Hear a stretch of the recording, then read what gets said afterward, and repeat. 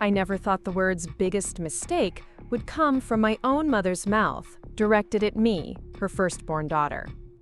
But there I was, standing in the kitchen of my childhood home in Cedar Falls, Iowa, listening to her tell my younger sister Emma that having me at 17 was the single worst decision she'd ever made. But before we jump back in, tell us where you're tuning in from, and if this story touches you, make sure you're subscribed, because tomorrow I've saved something extra special for you.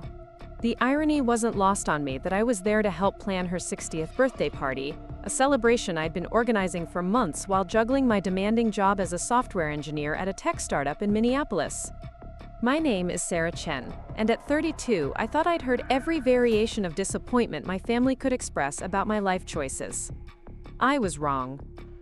The conversation I overheard that October afternoon would become the catalyst for the most radical decision I'd ever made, one that would ultimately save my sanity and my sense of self-worth. Growing up as the eldest of 4 children in a working-class family wasn't easy, but I'd always believed that my achievements would eventually earn me the acceptance I craved. My parents, Linda and Robert Chen, had married young after my mother's unplanned pregnancy with me disrupted what she called her real plans for college and a career in nursing. Instead, she found herself working double shifts at the local diner, while my father struggled through various blue-collar jobs, never quite finding his footing in any of them. From the moment I could understand disappointment in someone's voice, I felt the weight of being the reason my mother's dreams had been derailed. She never said it directly when I was young, but the implication hung in the air like smoke from my father's cigarettes. Every sacrifice they made, every bill they struggled to pay, every opportunity they missed seemed somehow connected to my existence. I learned early that love in the Chen household was conditional, something to be earned through perfect grades, exemplary behavior, and constant attempts to make up for the inconvenience of my birth. The irony was that I excelled at everything I touched. While my siblings Emma, Marcus, and little Lily seemed content with mediocrity, I threw myself into academics with a desperation that my teachers mistook for passion.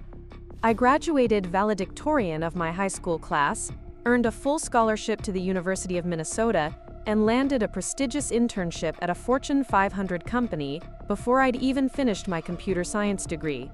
Every achievement was a silent apology, every success an attempt to justify my existence to parents who seemed perpetually unimpressed. After college, I moved to Minneapolis and quickly climbed the ranks at Innovative Solutions, a rapidly growing tech company where my skills in machine learning and data analysis made me indispensable. By 28, I was leading a team of 12 engineers and pulling in a 6-figure salary that dwarfed anything my parents had ever imagined possible. I bought a beautiful townhouse in the trendy Northeast neighborhood, complete with exposed brick walls and a view of the Mississippi River. My life looked perfect from the outside, and I desperately wanted my family to see it that way too. The truth was more complicated.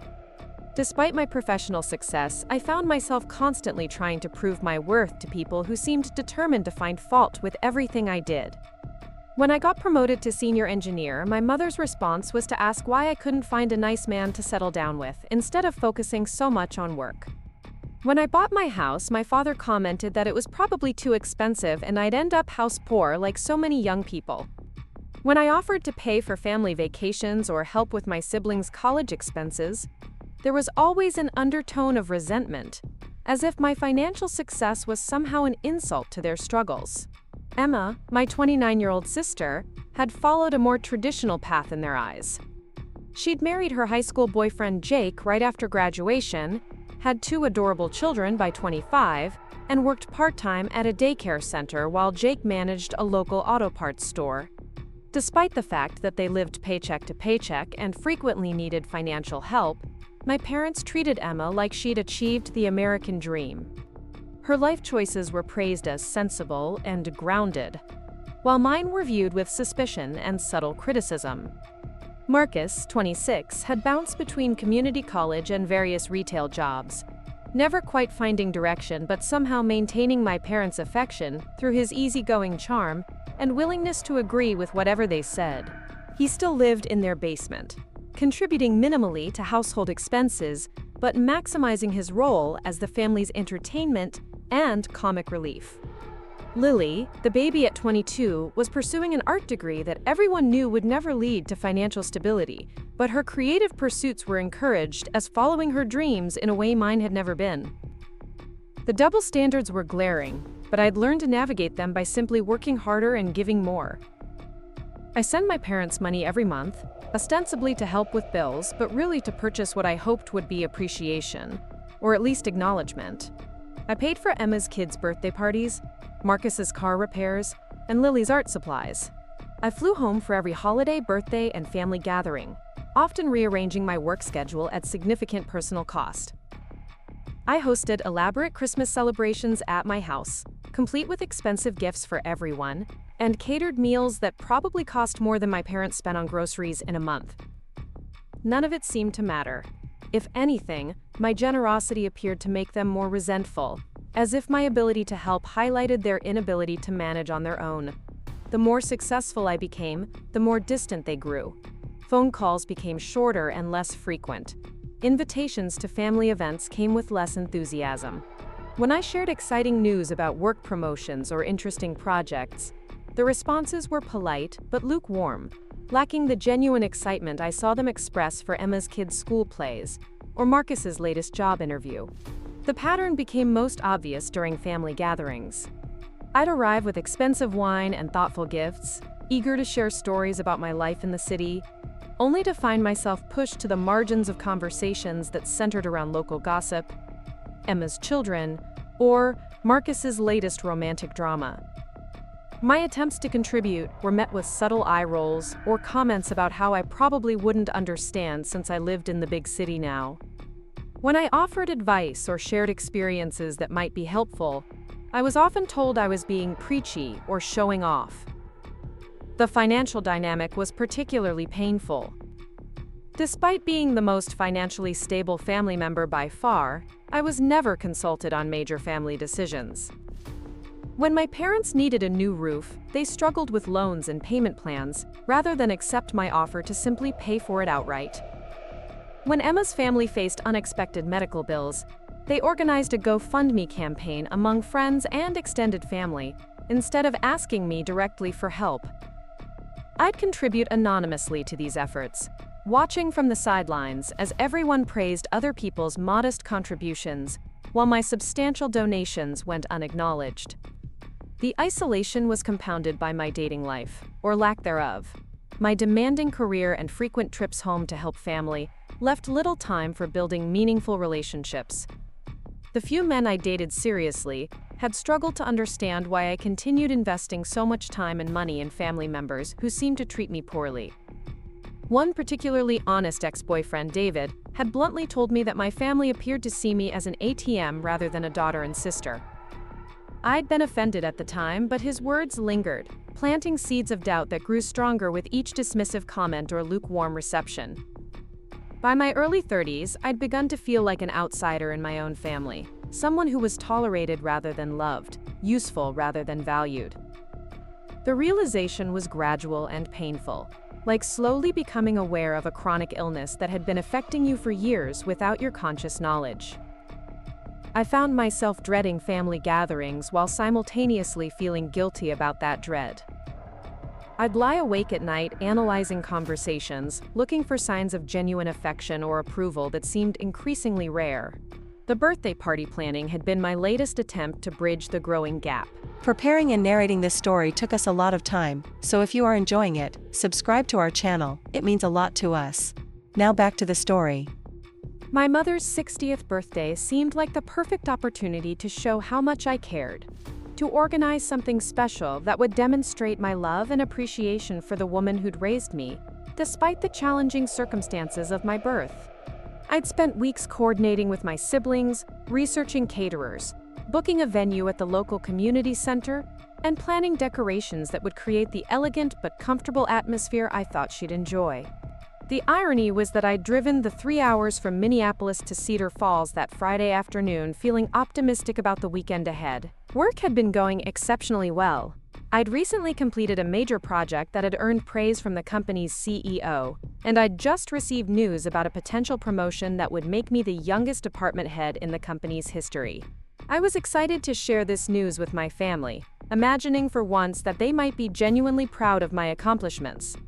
I'd arrived at my parents' modest two-story house around 4 in the afternoon, letting myself in through the back door as I'd done countless times before. The house still looked exactly as it had during my childhood, with the same worn carpeting, faded family photos lining the hallway walls, and the persistent smell of my father's cigarettes mixed with whatever industrial-strength air freshener my mother favored that month.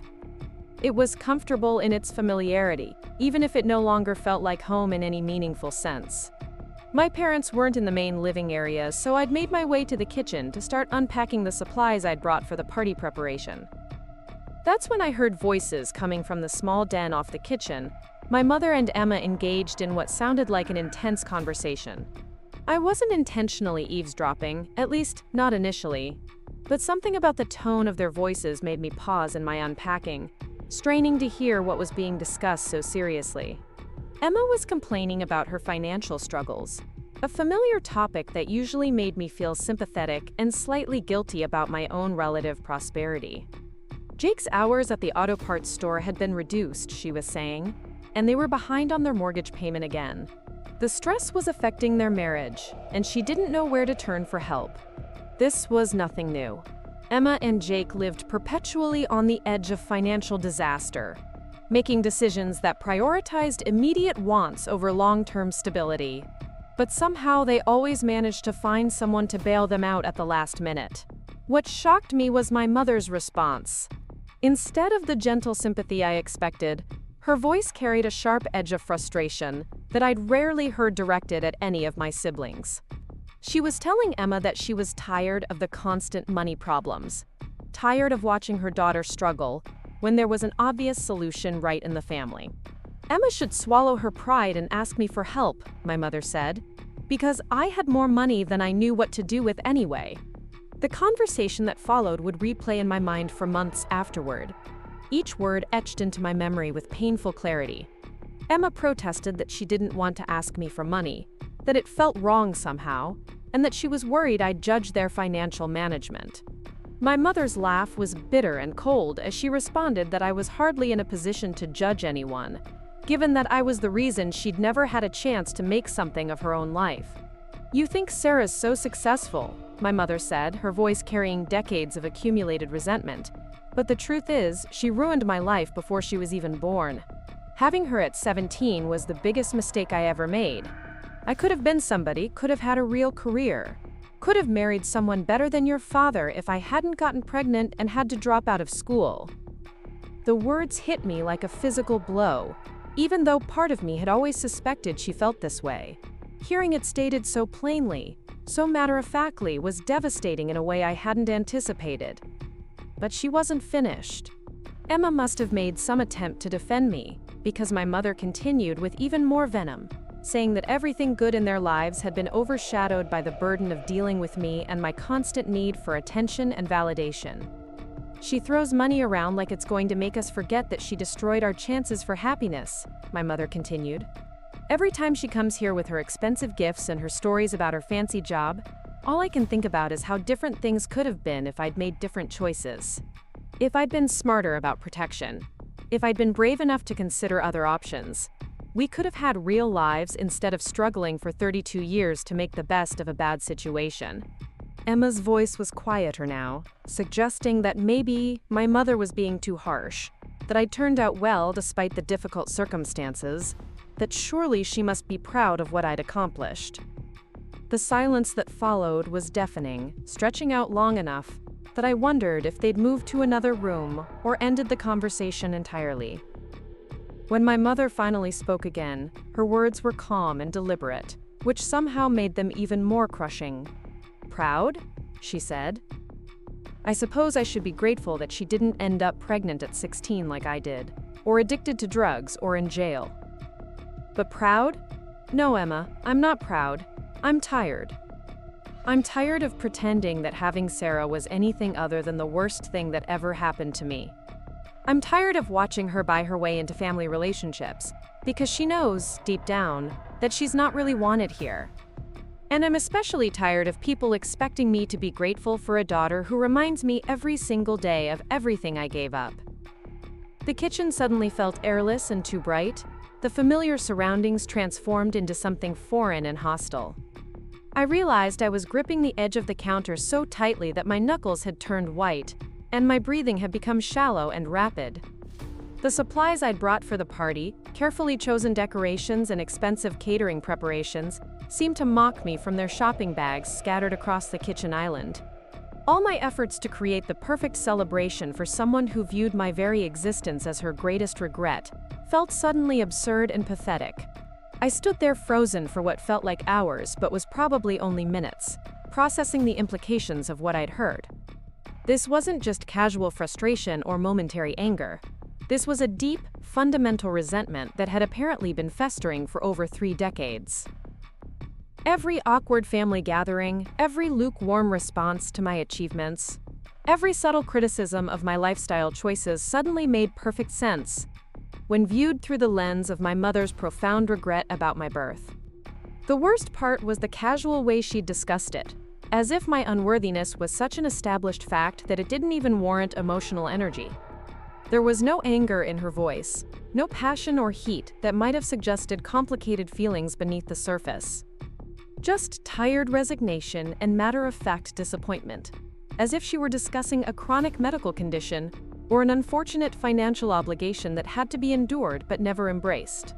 I became aware that the conversation in the den had shifted to other topics, Emma apparently accepting my mother's assessment and moving on to discuss practical matters about the birthday party.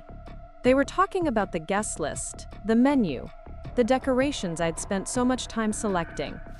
The disconnect between their casual party planning and the devastating revelation I'd just overheard felt surreal, like watching actors perform a play while a building burned down around them. Part of me wanted to march into that room and confront them both, to demand an explanation or at least an acknowledgement of the cruelty of what had been said. Another part of me wanted to flee immediately, to pack my things and drive back to Minneapolis without a word, leaving them to figure out their own party arrangements. But I found myself paralyzed by the magnitude of what I'd learned, unable to process how to respond to information that fundamentally changed my understanding of my place in the family. The sound of the front door opening and my father's voice calling out a greeting finally broke through my paralysis. I heard footsteps in the hallway and realized I needed to compose myself quickly, or risk having to explain why I was standing motionless in the kitchen looking like I'd seen a ghost. I forced myself to resume unpacking party supplies, arranging my face into what I hoped was a normal expression, and preparing to pretend that nothing had changed. My father appeared in the kitchen doorway, still wearing his work clothes from his job at the local hardware store, looking tired but pleased to see me. "Sarah, didn't hear you come in. How was the drive?" His greeting was warm and genuine, lacking the edge I'd become accustomed to hearing from my mother, and for a moment I felt a flicker of hope that maybe what I'd overheard was just my mother's personal resentment, not shared by the entire family. "It was fine, Dad. Traffic wasn't too bad," I managed to respond, proud of how normal my voice sounded despite the turmoil in my chest. "I brought some things for tomorrow's party. I was just getting them organized." He nodded approvingly at the bags of decorations and supplies, making appreciative comments about the obvious expense and effort I'd put into the preparations. But even his praise felt different now, filtered through the new knowledge that my contributions were seen as guilt payments rather than expressions of love. Was his appreciation genuine, or was he simply being polite about what my mother had characterized as my attempts to buy acceptance? Emma emerged from the den as we were talking, her face lighting up when she saw me in a way that would have warmed my heart just minutes earlier. Now I found myself searching her expression for signs of the conversation she'd just had with our mother, wondering if her warmth was genuine or performed. Did she share my mother's view that I was an unwanted burden? Had she been complicit in discussions about my fundamental unworthiness? Or was she as shocked by my mother's words as I had been? "Sarah, I'm so glad you're here early. We have so much to get ready for tomorrow," Emma said, moving to hug me in a gesture that felt both familiar and foreign. "Mom's going to be so surprised. This is going to be the best birthday party she's ever had." The irony of her words wasn't lost on me. Here I was, organizing an elaborate celebration for someone who had just described my birth as her life's greatest mistake. surrounded by family members who saw my efforts as desperate attempts to purchase the affection I'd never naturally earned. The entire situation felt like a cruel joke, with me as the only person who didn't understand the punchline. My mother appeared in the kitchen a few minutes later, her demeanor completely transformed from the bitter woman I'd overheard just moments before. She greeted me with apparent warmth, expressing gratitude for my early arrival and admiration for the party preparations I'd brought.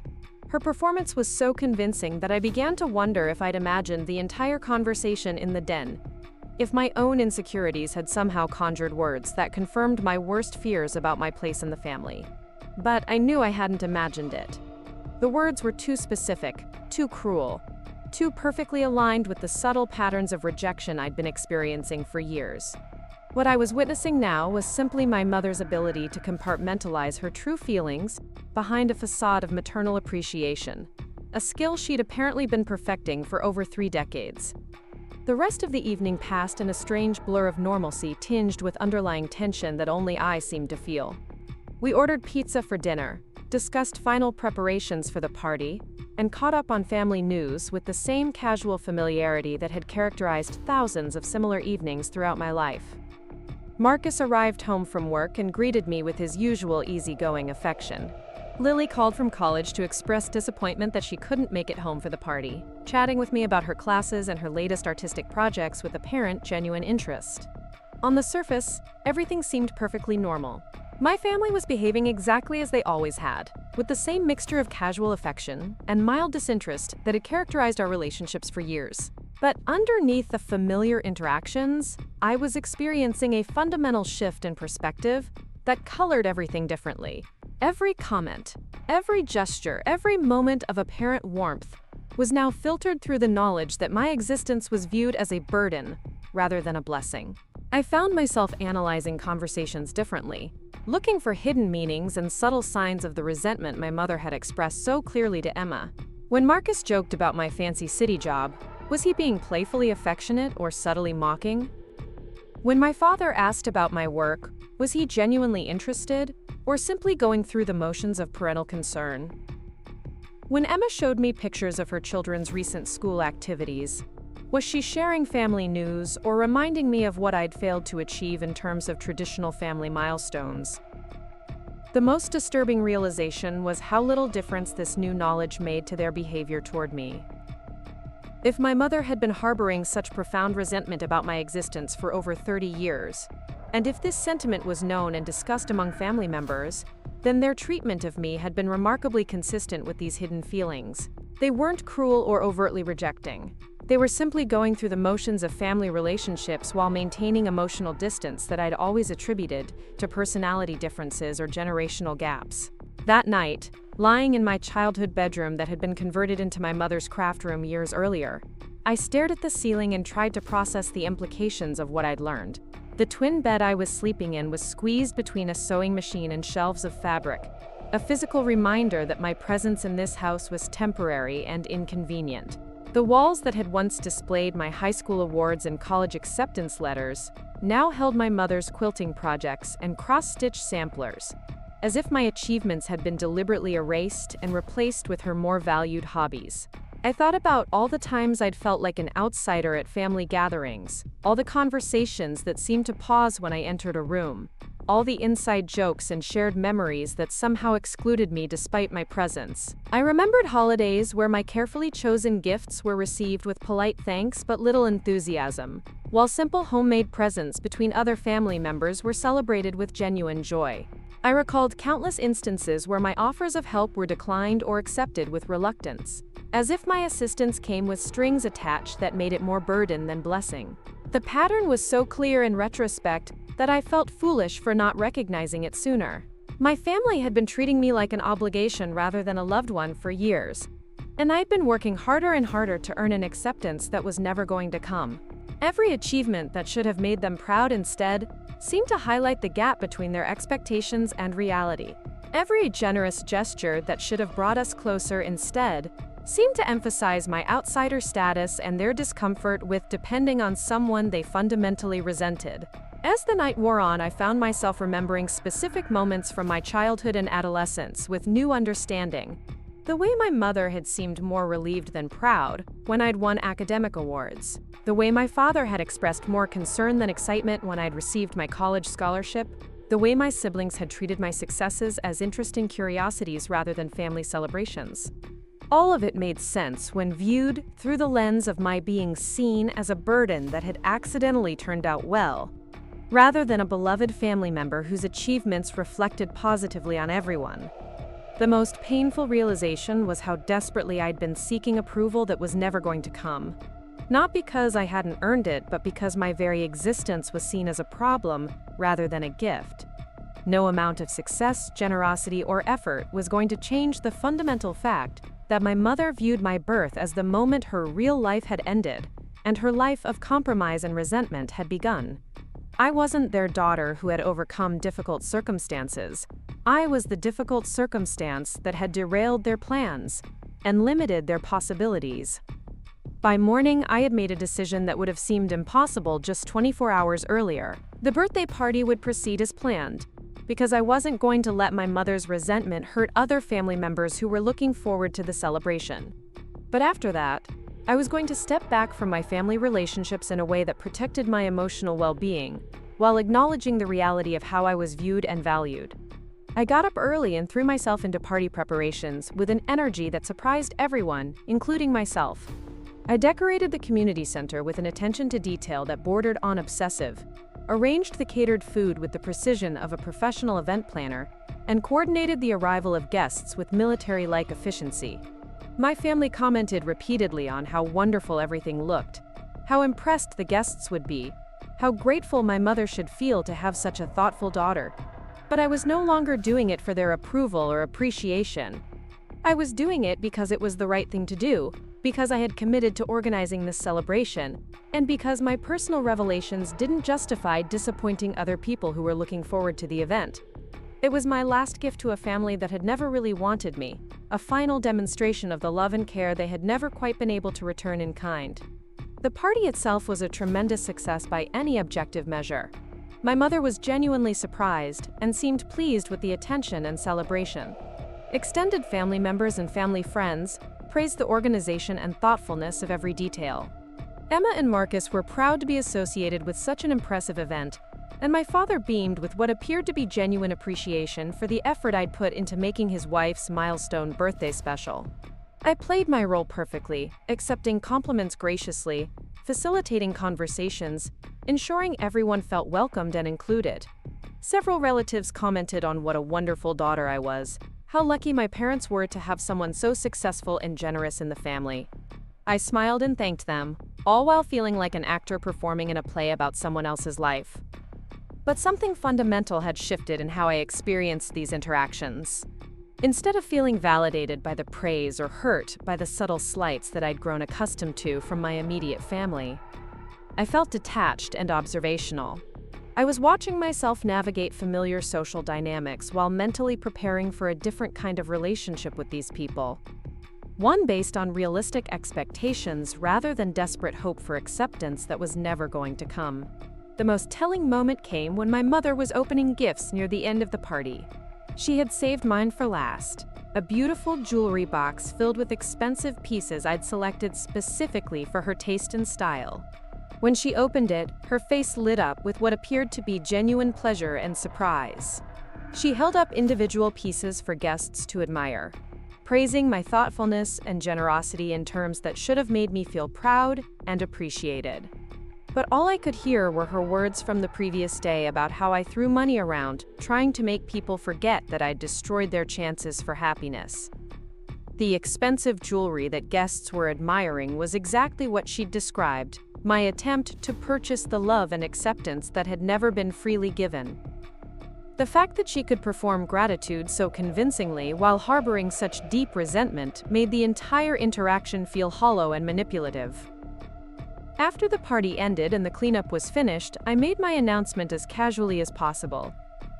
I told my family that I was going to be taking some time to focus on my career and personal life, that I might not be able to visit as frequently or help out with family events as much as I had in the past.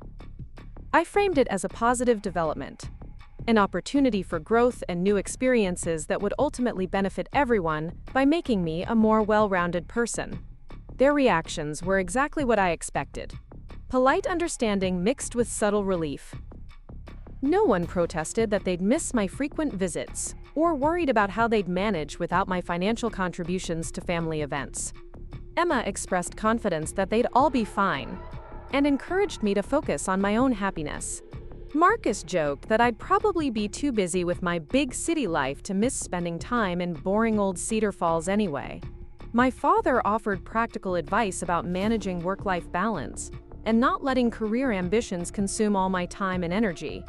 Only my mother's response carried any emotional weight. And it wasn't the emotion I might have hoped for, even after everything I'd learned.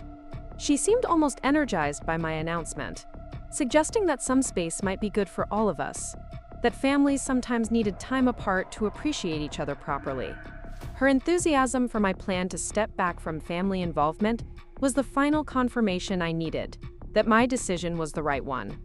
I drove back to Minneapolis that Sunday evening with a strange mixture of sadness and relief.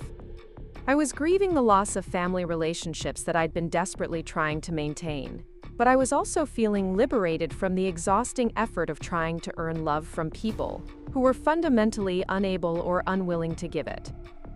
For the first time in my adult life, I was going to prioritize my own emotional well-being over my family's comfort and expectations.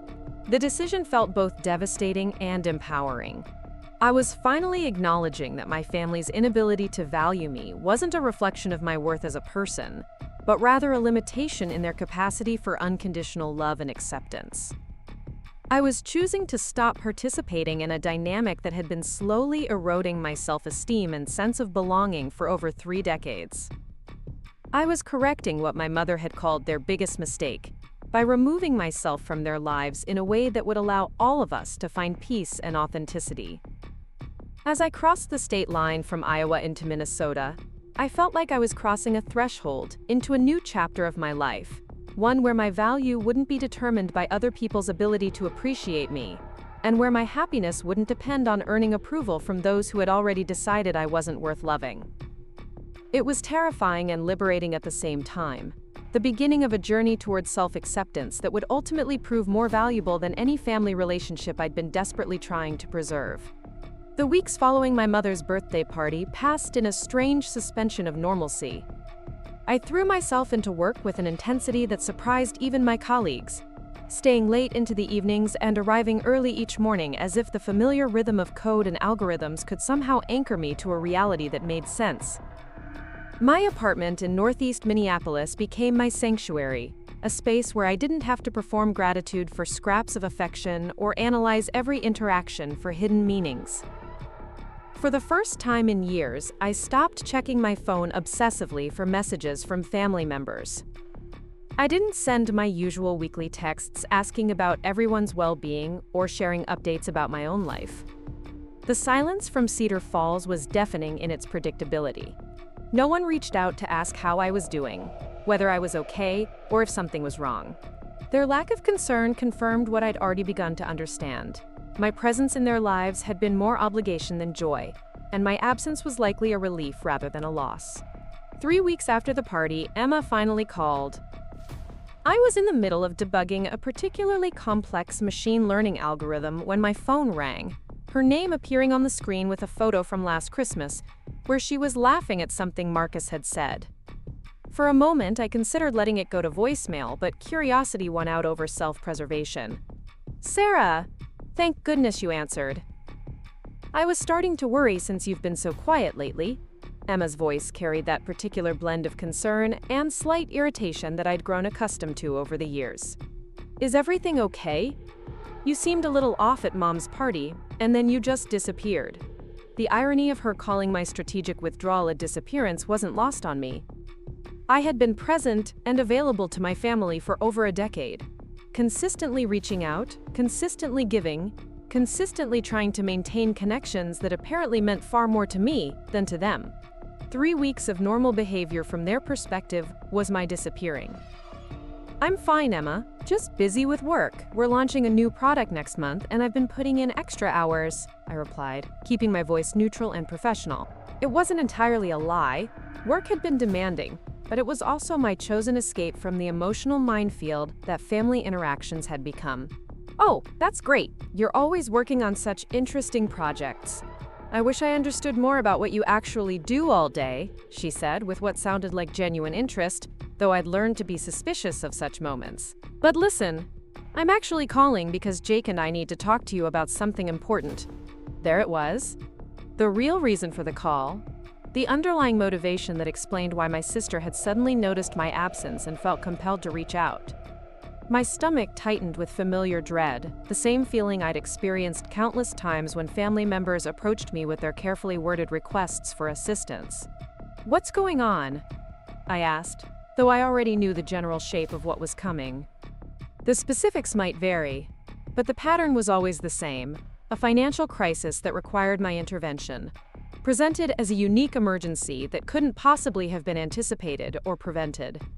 Emma's voice took on the particular tone she used when discussing money, a mixture of embarrassment and entitlement that had become as familiar as her laugh.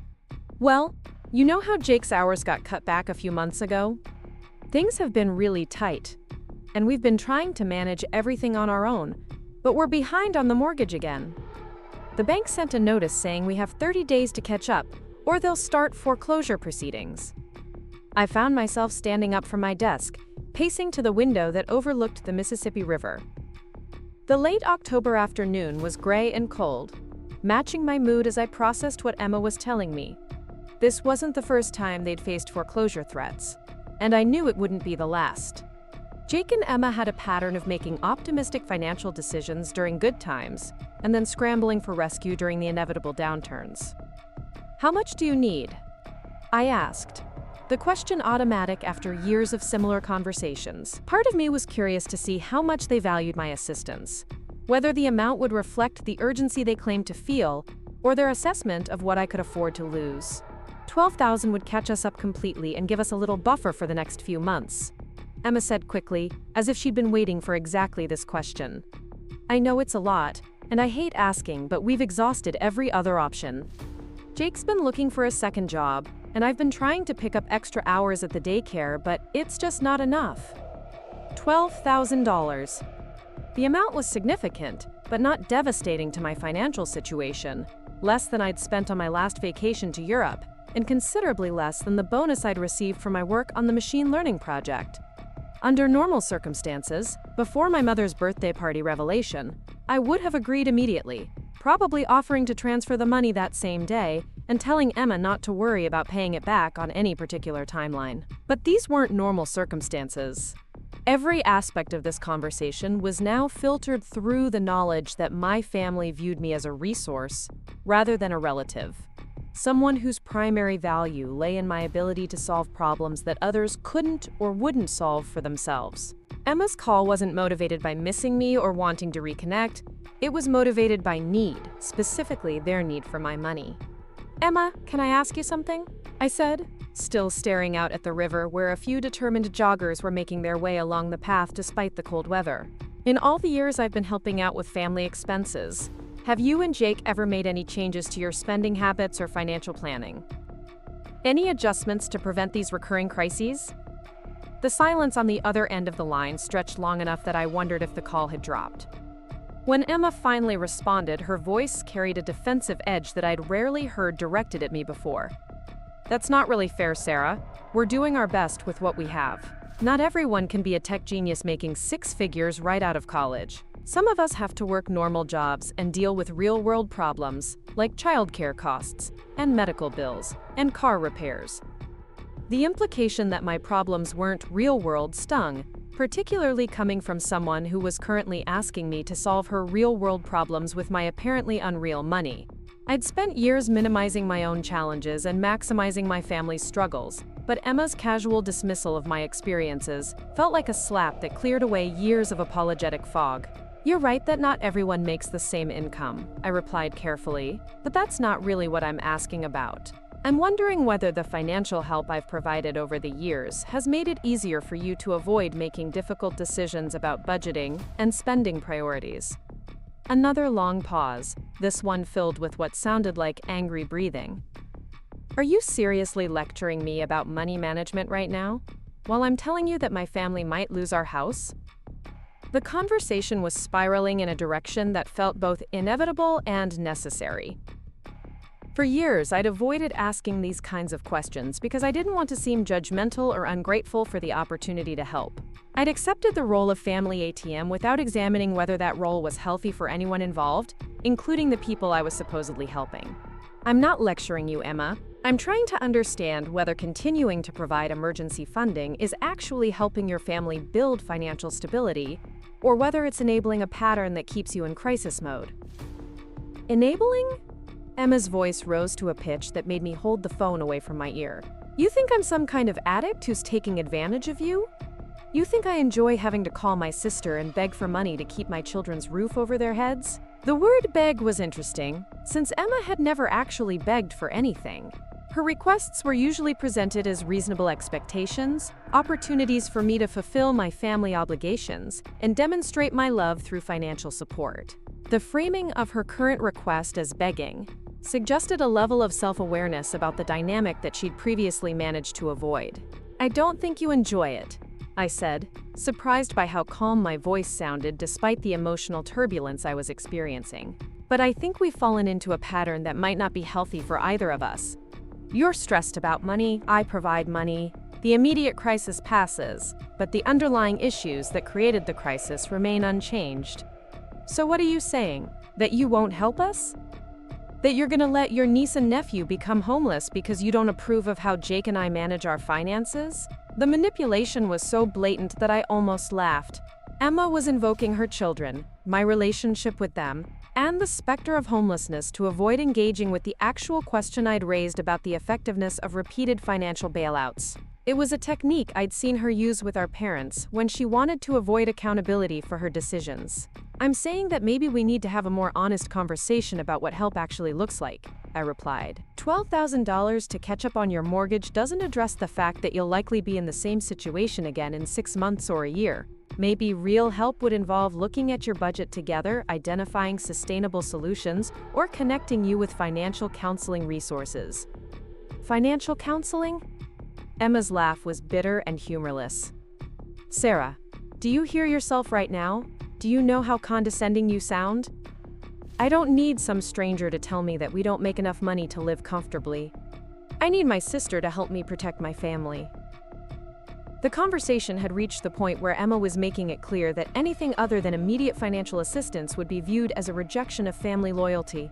There was no room in her framework for the kind of help I was suggesting. No acknowledgement that maybe the repeated need for emergency funding indicated deeper problems that money alone couldn't solve. I found myself thinking about my mother's words from 3 weeks earlier, about how I threw money around trying to make people forget that I'd destroyed their chances for happiness. Emma's expectation that I would provide $12,000 without question, her anger at my suggestion that we address underlying issues, her immediate resort to emotional manipulation when I didn't respond as expected. All of it confirmed that my family had indeed learned to see me primarily as a source of financial solutions. Emma, I need some time to think about this, I said finally. This isn't a decision I want to make hastily, especially when we're both feeling emotional about it. Time to think about it? Her voice cracked with what sounded like genuine panic. Sarah, I told you we have 30 days. I'm not asking you to think about it. I'm asking you to help your family when we desperately need you. The desperation in her voice was real, and it tugged at every instinct I'd developed over the years to prioritize my family's immediate needs over my own long-term emotional well-being. Emma wasn't a villain. She was a young mother facing the genuine fear of losing her home, reaching out to the one person in her life who had the resources to make that fear disappear instantly. But she was also someone who had never had to develop financial resilience because she'd always known that her successful sister would ultimately bail her out. She was someone who could participate in conversations about how burdensome and unwanted I was, while simultaneously counting on my continued willingness to prioritize her needs above my own feelings. I understand that you're scared, I said gently. But Emma, we've been having versions of this conversation for 5 years now. Every crisis feels unique and urgent, but the pattern is always the same. You need money, I provide it, and then we don't talk about the underlying issues until the next crisis hits. Because there are no underlying issues, Emma snapped. The issue is that normal people with normal jobs sometimes face unexpected expenses and financial setbacks. The issue is that my sister has the ability to help but would rather play therapist and analyze our spending habits. Her response confirmed that she had no interest in examining the financial decisions that had led to this moment, no willingness to consider whether there might be patterns worth addressing, no acknowledgement that perhaps repeated bailouts weren't actually solving anything meaningful. She wanted a transaction, not a relationship, and she was frustrated that I was trying to complicate what should be a simple exchange of my money for her temporary peace of mind. "I'm going to hang up now," I said, feeling a strange sense of clarity settling over me. "I'll call you back in a few days when we've both had time to think." "Sarah, wait!" Emma's voice carried a note of panic that might have stopped me a month earlier, but I was already ending the call. I set my phone down on my desk and stared at it for a long moment, waiting for it to ring again. When it didn't, I wasn't sure whether to feel relieved or hurt. On one hand, Emma's lack of immediate follow-up suggested that she was respecting my request for time to think.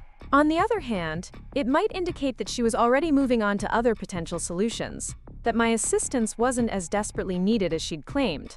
The rest of the day passed in a strange fog of productivity mixed with emotional processing. I finished debugging the algorithm I'd been working on, attended 2 meetings about the upcoming product launch, and responded to emails with my usual efficiency.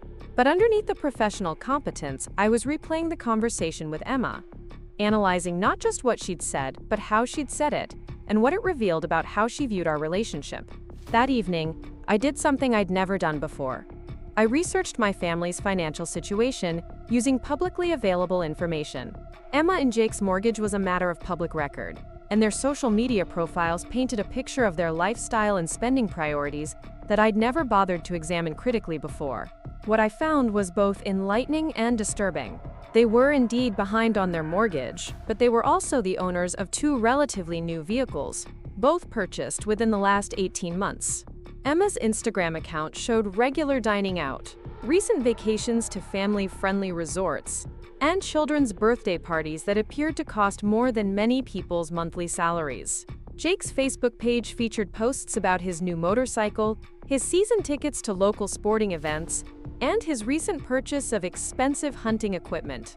None of these things were inherently wrong or unreasonable, but they painted a picture of a family that had been making optimistic spending decisions while carrying significant debt.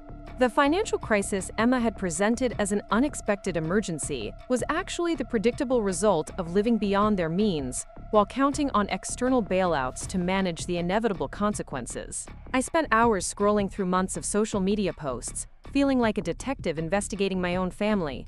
The evidence was overwhelming. Emma and Jake had been living as if they had my income while relying on my actual income to cover the shortfalls. Every expensive dinner, every weekend getaway, every luxury purchase had been made possible by the implicit understanding that I would ultimately cover any serious financial consequences. The most damaging revelation came from a Facebook post Jake had made just 2 weeks earlier, after my mother's birthday party. He'd shared a photo from a local casino, joking about his lucky streak, and mentioning a big win that was going to solve some of their recent money troubles. The post was dated the weekend after they'd received the foreclosure notice Emma had mentioned. I stared at that post for a long time, trying to reconcile Jake's weekend gambling with Emma's desperate plea about protecting their children from homelessness. Had they lost money gambling after receiving the foreclosure notice? Had Jake's big win turned into a bigger loss? Was the $12,000 Emma needed partly to cover gambling debts rather than just catching up on legitimate expenses? The questions multiplied in my mind, each one revealing new layers of deception and manipulation that I'd been too trusting or too guilty to examine before. My family hadn't just been treating me as an ATM. They'd been actively lying to me about why they needed access to my accounts. The emergency assistance I'd been providing wasn't helping them build financial stability. It was enabling increasingly risky behavior because they knew I would ultimately absorb the consequences. I closed my laptop and sat in the darkness of my apartment, looking out at the city lights reflecting on the river. For the first time in my adult life, I was seeing my family relationships clearly, without the fog of guilt and desperate hope that had clouded my judgment for so many years. The people I'd been trying so hard to please, to help, to earn love from, were not the people I'd imagined them to be. Emma wasn't a struggling young mother doing her best in difficult circumstances. She was an adult who'd learned to manipulate family relationships to avoid facing the consequences of her choices. My parents weren't secretly proud of my achievements, despite their difficulty expressing it. They genuinely resented my existence and saw my success as a reminder of their own limitations. Marcus and Lily weren't simply too busy with their own lives to maintain close relationships. They were content to accept my generosity while maintaining emotional distance that protected them from any obligations in return. The revelation was both devastating and liberating. I was grieving the loss of family relationships that had never actually existed, mourning my attachment to people who had never been as attached to me. But I was also feeling free for the first time in years, unencumbered by the exhausting effort of trying to earn something that was never going to be freely given. My phone rang twice over the next hour, both calls from Emma that I let go to voicemail. When I finally listened to the messages, they followed a predictable pattern. The first was apologetic, acknowledging that maybe she'd been too emotional during our conversation and asking if we could try again. The second was angry, accusing me of playing games with her family's security and suggesting that I was letting my, quote, success go to my head. Neither message addressed the substantive issues I'd raised about the pattern of financial crises and bailouts. Neither showed any interest in examining whether there might be better ways to handle their money management. Both focused exclusively on getting me to provide the requested $12,000, just with different emotional strategies. I realized that Emma had probably been coached on how to handle my resistance. My mother's assessment that I threw money around to try to buy forgiveness suggested that my family had discussed my financial contributions among themselves, analyzing my motivations and developing strategies for maintaining access to my resources. The idea that they might have family conversations about how to most effectively manipulate me was almost more hurtful than the original revelation about my unwantedness. Over the next few days, the pressure campaign intensified. Marcus called to tell me that Emma was really stressed, and that it would mean a lot to the whole family if I could help out during this difficult time. My father left a voicemail suggesting that family members should support each other during emergencies, and that he was sure I understood how important it was to keep Emma's children in a stable housing situation. Even my mother called, her voice carrying the particular tone she used when she wanted something but didn't want to ask directly. She mentioned how worried she was about Emma and the grandchildren, how difficult it must be for Jake to feel like he couldn't provide for his family, and how grateful they all were to have someone successful in the family who could help during times like these. The coordinated nature of these contacts was obvious and clumsy, confirming that my family was indeed treating my financial assistance as a group effort rather than individual relationships. They'd apparently held meetings to discuss how to convince me to provide the money Emma needed, dividing up responsibilities for applying pressure from different angles. What none of them seemed to understand was that their campaign was having the opposite effect they intended. Instead of making me feel guilty for withholding help, their orchestrated manipulation was providing clear evidence that I'd been right to question the nature of our relationships. They weren't reaching out because they missed me or wanted to reconnect. They were reaching out because they needed something from me and were frustrated that I wasn't providing it automatically. The final straw came when Lily called from college, her voice shaking with what sounded like genuine tears. She told me that Emma had been crying every day, that the stress was affecting her marriage and her relationship with her children, and that everyone was really worried about what would happen if they lost the house. Lily begged me to reconsider helping out, saying that she didn't understand why I was being so difficult when I had the ability to make everything better. The fact that they'd involved Lily, who was supposed to be focusing on her studies and her own young adult development, was the clearest indication yet that my family viewed my financial resources as community property rather than my personal assets. They were willing to stress out their youngest member and interrupt her college experience to pressure me into providing money for Emma's poor financial decisions. "Lily," I said gently, interrupting her tearful plea, "can I ask you something? In all the conversations you've had with Emma and Mom and Dad about this situation, has anyone mentioned what Emma and Jake might do differently in the future to avoid similar crises?" There was a long pause, during which I could almost hear Lily thinking, "What do you mean? They're just trying to keep their house, Sarah. They're not trying to cause problems. I mean, has anyone talked about budgeting or financial planning, or maybe getting counseling to help them manage their money more effectively?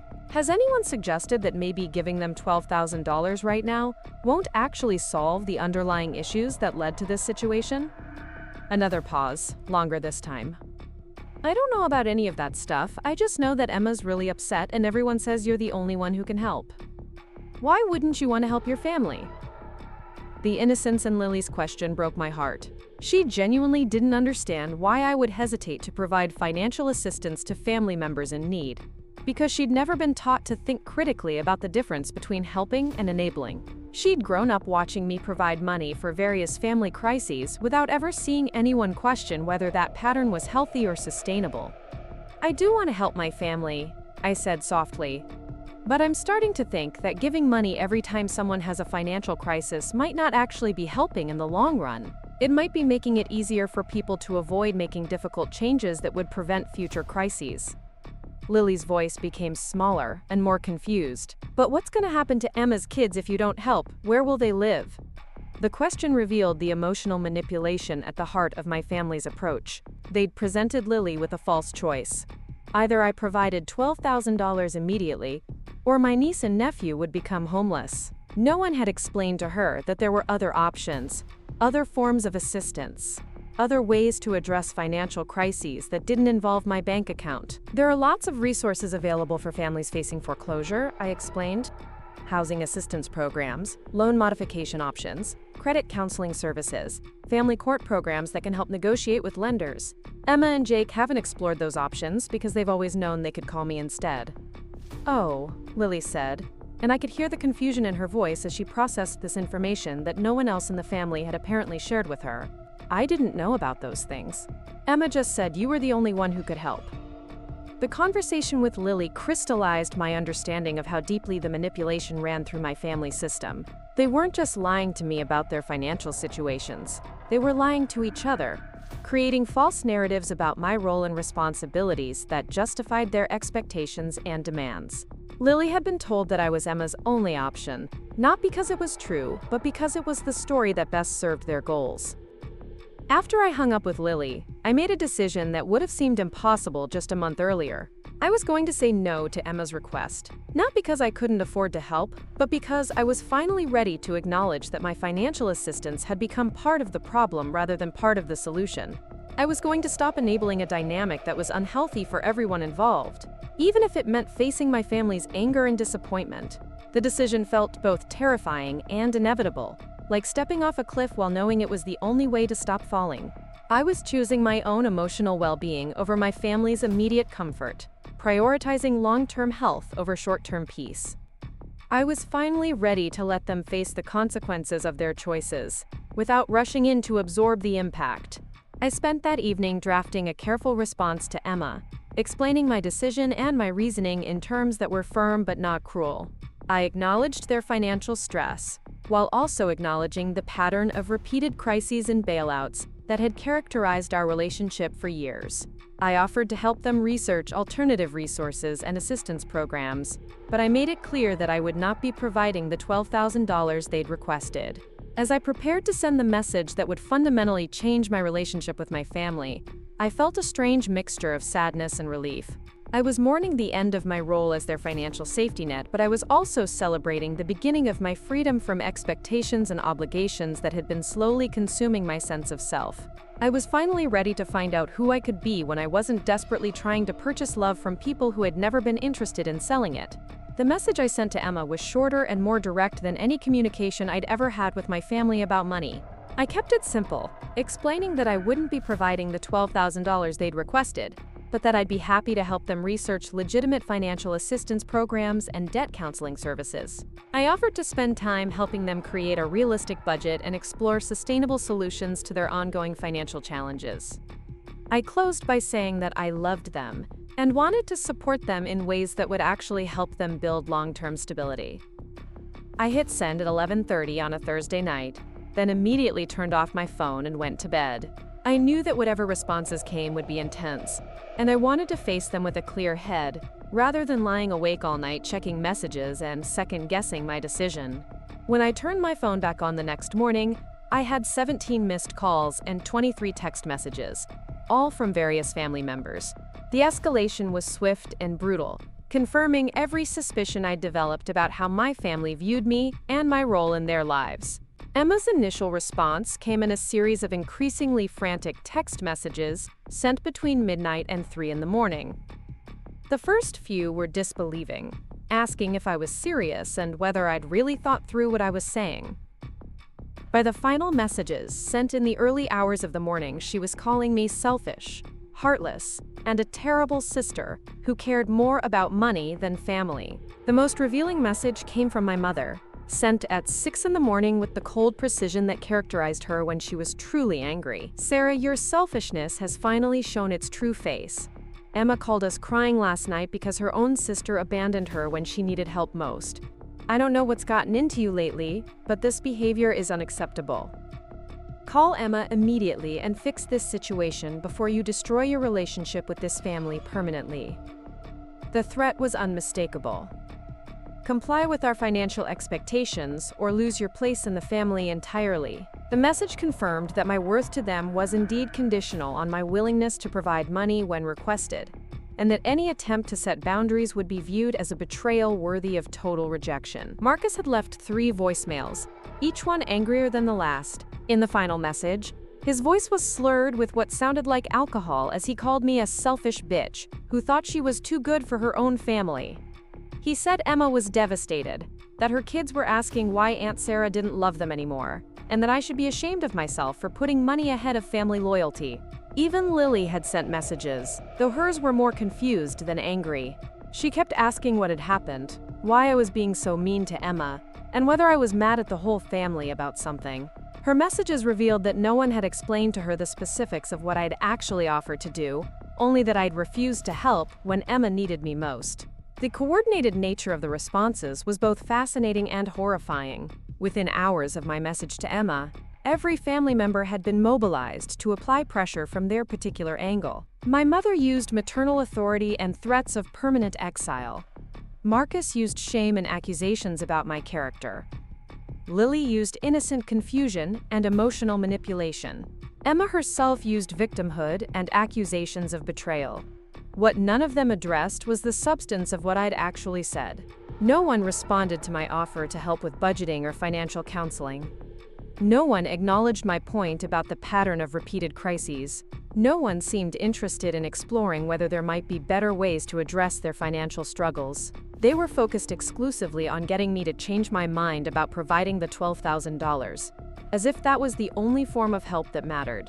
I spent my lunch break that Friday researching foreclosure assistance programs in Iowa, printing out information about debt counseling services, and compiling a list of resources that Emma and Jake could access immediately.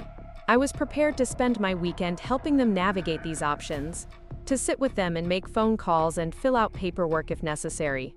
I was offering to give them my time, my expertise, and my emotional support, just not my money. When I called Emma that evening to share the information I'd gathered, she hung up on me before I could finish explaining the first program. When I tried calling back, the call went straight to voicemail.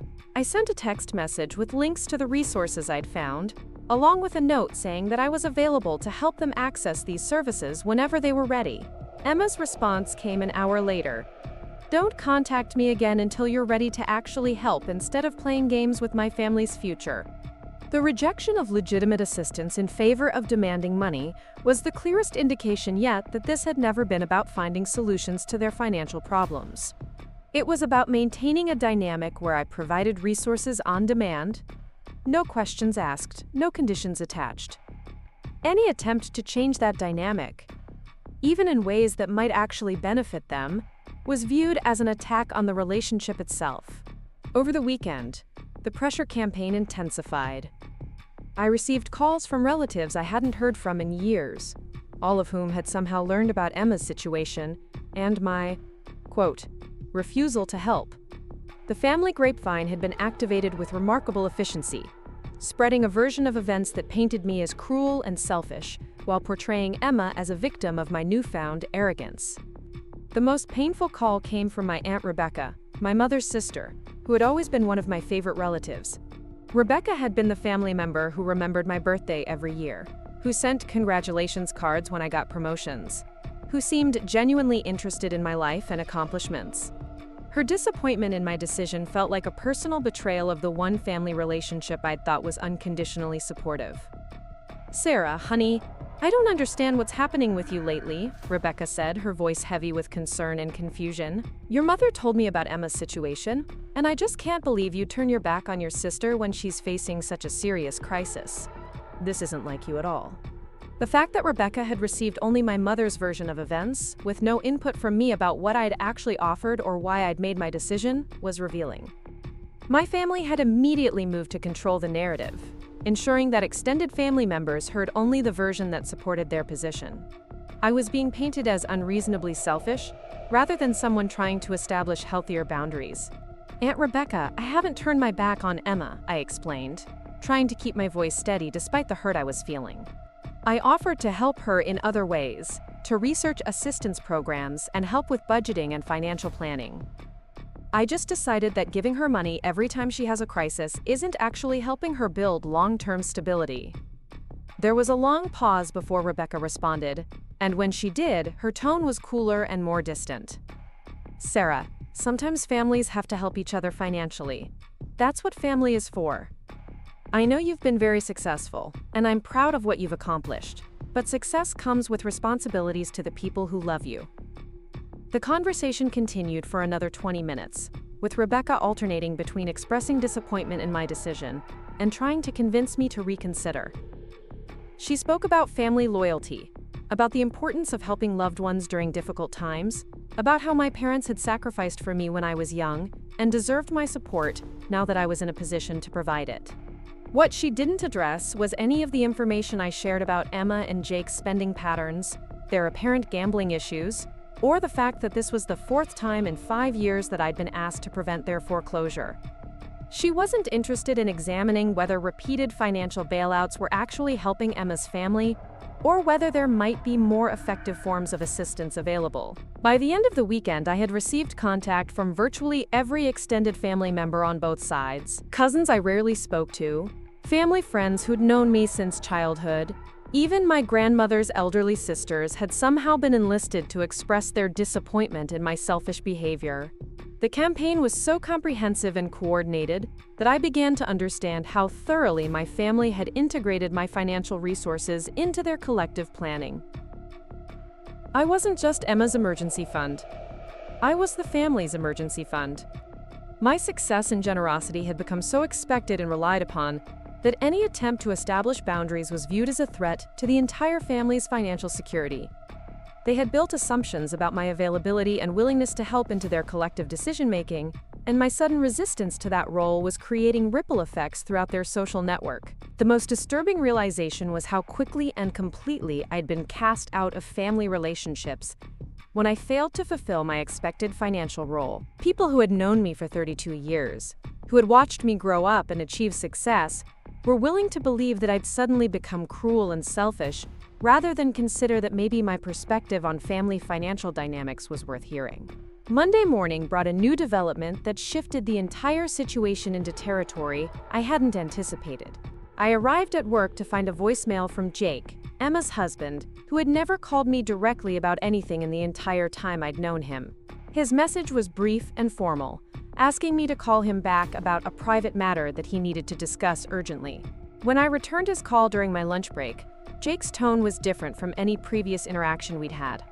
Instead of the casual friendliness that had characterized our relationship, he sounded nervous and almost businesslike, as if he was reading from a script or had rehearsed what he was going to say. "Sarah, I need to be honest with you about something that Emma doesn't know I'm telling you," he began, his voice barely above a whisper. "The foreclosure thing is real, but it's not the whole story. We're in deeper trouble than Emma's been letting on, and I think you deserve to know the truth before you make any final decisions about helping us." My stomach dropped as I processed what he was saying. Emma had been lying to me about the extent of their financial problems, presenting only part of the crisis while hiding whatever additional complications Jake was now preparing to reveal. The manipulation was even more extensive than I'd realized. "What kind of trouble, Jake?"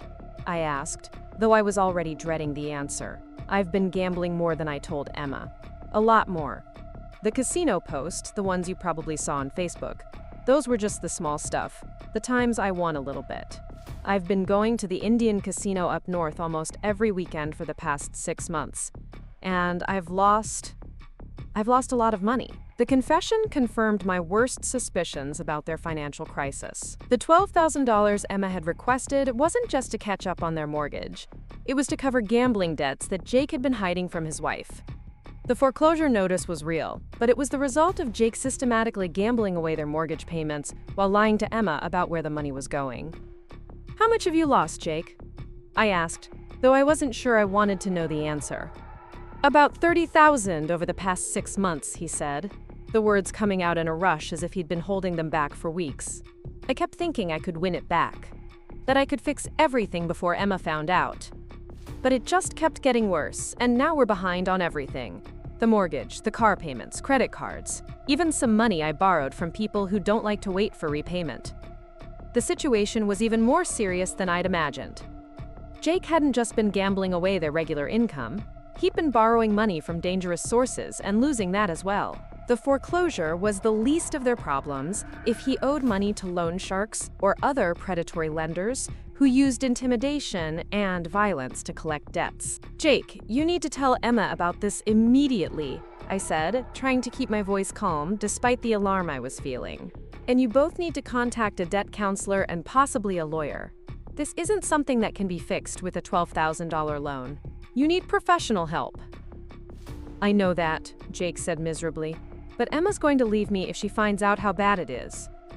She's already stressed about the house, and if she learns that I've been lying to her about gambling away our kids' security, she'll take the children and move back in with your parents. I'll lose everything."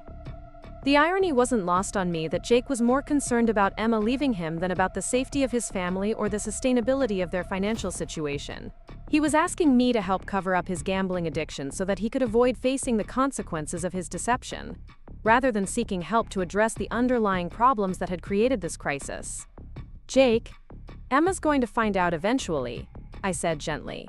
"These kinds of debts don't just disappear, and the people you borrowed from aren't going to wait indefinitely for payment. The longer you wait to tell her, the worse the situation is going to get. That's why I need your help," Jake said, his voice taking on a pleading tone that reminded me uncomfortably of Emma's approach to requesting money. "If you could loan us enough to pay off the gambling debts and catch up on the mortgage, I could get into a treatment program and we could start fresh. Emma would never have to know how bad it got." The request was staggering in its audacity and delusion. Jake was asking me to provide $30,000 or more to enable his continued deception of his wife, allowing him to avoid accountability for his gambling addiction while maintaining the facade that their financial problems were simply the result of bad luck and reduced work hours. "Jake, I'm not going to help you lie to Emma," I said firmly. "What you're describing isn't starting fresh. It's covering up serious problems that need to be addressed honestly. Emma has a right to know what's happening with her family's finances, especially if there are safety concerns about who you owe money to. So you're gonna let my family get hurt because you won't help us?" Jake's tone shifted from pleading to accusatory, following the same pattern I'd seen from Emma and other family members when they didn't get the response they wanted. "You're gonna let my kids lose their home, and maybe worse because you want to teach me some kind of lesson?" The manipulation was identical to what I'd experienced from Emma, suggesting that they'd coordinated their approaches, or that this was simply the family's standard method for handling financial requests.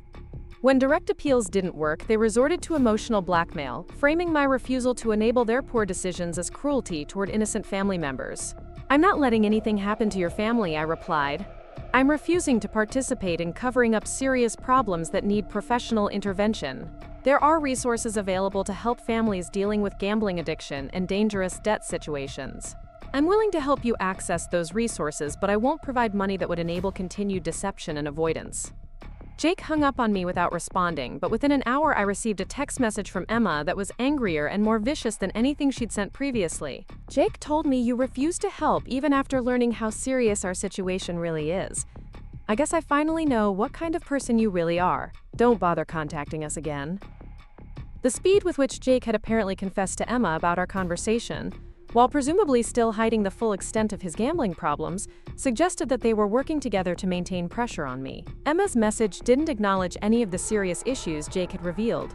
It focused exclusively on my refusal to provide money, as if the gambling addiction and dangerous debts were irrelevant details compared to my failure to solve their problems financially. That evening, my mother called with a level of cold fury that I'd never heard from her before. She'd apparently received Emma's version of my conversation with Jake, which painted me as heartless and vindictive for refusing to help when the situation had escalated to include potential violence from loan sharks. "I don't know what's happened to you, Sarah, but this isn't the daughter I raised," my mother said, her voice clipped and precise. "Emma told me that Jake confided in you about how desperate their situation really is, and instead of helping your family, you chose to lecture them about their mistakes. Do you realize that your niece and nephew could be in actual danger if those people Jake owes money to decide to collect in person?" The fact that my mother was more concerned with my refusal to provide money than with Jake's gambling addiction and dangerous financial behavior was revealing. She wasn't asking what could be done to get Jake into treatment, or how to protect Emma and the children from the consequences of his choices. She was focused exclusively on my failure to solve the crisis through financial intervention. "Mom, Jake needs professional help for a gambling addiction," I said, trying to redirect the conversation toward constructive solutions. Giving them money now would just enable him to continue gambling and potentially lose even more. Emma and the children need honest information about their situation so they can make informed decisions about their safety and their future. "That's not your decision to make," my mother snapped. "Your decision is whether you're going to help your family when they desperately need you, or whether you're going to stand by and watch them suffer because you disapprove of their choices. This isn't about gambling addiction, or financial counseling, or any of the other excuses you've been making. This is about whether you care enough about your family to help them when their backs are against the wall." The conversation continued for another 30 minutes, with my mother alternating between expressions of disappointment and barely veiled threats about my place in the family. She made it clear that my refusal to provide the money Emma and Jake needed was being viewed as a betrayal of fundamental family values, and that continuing on this path would result in permanent exclusion from family relationships. The threat didn't carry the weight it might have just a few weeks earlier. After learning how my family really viewed me, after seeing how quickly they'd mobilize to pressure and manipulate me when I tried to establish boundaries, the prospect of losing relationships that had always been conditional on my financial compliance didn't feel like the devastating loss it once would have. Over the following days, the family pressure campaign reached new levels of intensity and creativity. I received a letter from Emma's children, my 8-year-old niece and 6-year-old nephew, written in their careful elementary school handwriting, asking why I didn't love them anymore and begging me to help their family stay in their house. The letter was obviously dictated by an adult, but seeing their innocent signatures on a document designed to manipulate me emotionally was perhaps the most painful moment of the entire experience. My brother Marcus escalated from angry voicemails to showing up at my apartment building, demanding that the security guard let him upstairs to talk sense into me. When the guard refused, Marcus spent 20 minutes in the lobby shouting about family loyalty and selfish sisters loud enough that several neighbors complained to building management. Even my father, who had maintained relative neutrality throughout the initial crisis, finally called to express his disappointment in my behavior. His approach was more subtle than my mother's direct threats, but equally manipulative as he spoke about the sacrifices he and my mother had made when I was young, and how they'd hoped I would be the kind of daughter who helped her family when they needed it most. The coordinated nature of these efforts was exhausting and relentless, but it was also educational. You're stressed about money, I provide money. The immediate crisis passes, but the underlying issues that created the crisis remain unchanged. So what are you saying? That you won't help us? That you're gonna let your niece and nephew become homeless because you don't approve of how Jake and I manage our finances? The manipulation was so blatant that I almost laughed. Emma was invoking her children, my relationship with them, and the specter of homelessness to avoid engaging with the actual question I'd raised about the effectiveness of repeated financial bailouts. It was a technique I'd seen her use with our parents when she wanted to avoid accountability for her decisions. I'm saying that maybe we need to have a more honest conversation about what help actually looks like, I replied. $12,000 to catch up on your mortgage doesn't address the fact that you'll likely be in the same situation again in 6 months or a year. Maybe real help would involve looking at your budget together, identifying sustainable solutions, or connecting you with financial counseling resources. Financial counseling? Emma's laugh was bitter and humorless. Sarah, do you hear yourself right now? Do you know how condescending you sound? I don't need some stranger to tell me that we don't make enough money to live comfortably. I need my sister to help me protect my family. The conversation had reached the point where Emma was making it clear that anything other than immediate financial assistance would be viewed as a rejection of family loyalty. There was no room in her framework for the kind of help I was suggesting. No acknowledgement that maybe the repeated need for emergency funding indicated deeper problems that money alone couldn't solve. I found myself thinking about my mother's words from 3 weeks earlier, about how I threw money around trying to make people forget that I'd destroyed their chances for happiness. Emma's expectation that I would provide $12,000 without question, her anger at my suggestion that we address underlying issues, her immediate resort to emotional manipulation when I didn't respond as expected. All of it confirmed that my family had indeed learned to see me primarily as a source of financial solutions. Emma, I need some time to think about this, I said finally. This isn't a decision I want to make hastily, especially when we're both feeling emotional about it. Time to think about it? Her voice cracked with what sounded like genuine panic. Sarah, I told you we have 30 days. I'm not asking you to think about it. I'm asking you to help your family when we desperately need you. The desperation in her voice was real, and it tugged at every instinct I'd developed over the years to prioritize my family's immediate needs over my own long-term emotional well-being. Emma wasn't a villain. She was a young mother facing the genuine fear of losing her home, reaching out to the one person in her life who had the resources to make that fear disappear instantly. But she was also someone who had never had to develop financial resilience, because she'd always known that her successful sister would ultimately bail her out.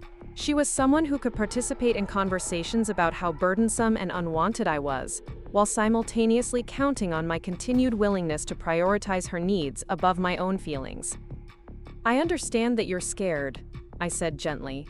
The messages were shorter and more direct than anything I'd ever sent to family members, lacking the explanations and justifications that had characterized my previous attempts to set boundaries. I was no longer trying to convince them that my perspective was valid or that my decisions were reasonable. I was simply informing them of what I was going to do for my own protection and peace of mind. As I prepared to send these messages and effectively end my relationships with the people I'd spent 32 years trying to please, I felt a complex mixture of grief and liberation. I was mourning the family I'd always wanted but never actually had, while celebrating my freedom from the exhausting effort of trying to earn love from people who had never been capable of giving it freely. The decision felt both devastating and inevitable, like finally acknowledging a terminal diagnosis that explained years of confusing symptoms. My family relationships had been slowly poisoning my sense of self-worth and personal autonomy, and the only way to heal was to remove myself from the source of the toxicity, even if it meant losing connections that had once been central to my identity and purpose. 6 months later, I received news through Daniel that Emma and Jake had indeed lost their house. They'd moved in with my parents, creating a crowded and tense living situation that apparently strained everyone involved. Jake had entered a gambling addiction program after being confronted by loan collectors at his workplace, and Emma had finally learned the full extent of their financial deception. The family pressure had stopped abruptly after I'd sent my final messages establishing no contact.